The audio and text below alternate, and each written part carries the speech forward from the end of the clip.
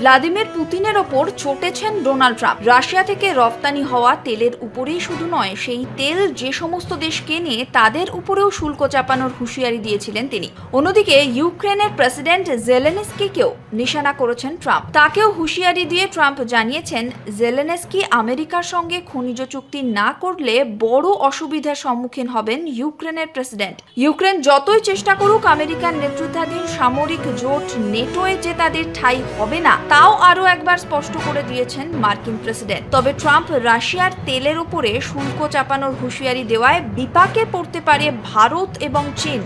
কারণ রুশ ইউক্রেন যুদ্ধ শুরু হওয়ার পর আমেরিকার জো বাইডেন প্রশাসন এবং ইউরোপের অধিকাংশ দেশ রাশিয়ার কাছ থেকে তেল কেনা বন্ধ করে দিয়েছে। এই পরিস্থিতিতেও পুতিনের দেশ থেকে ব্যারেল ব্যারেল অশোধিত তেল আমদানি করে গিয়েছে ভারত এবং চীন। এখন ট্রাম্প রাশিয়ার তেল আমদানির ওপর শুল্ক বসালে তার মূল্য চোকাতে হবে নয়াদিল্লি আর বেজিংকে।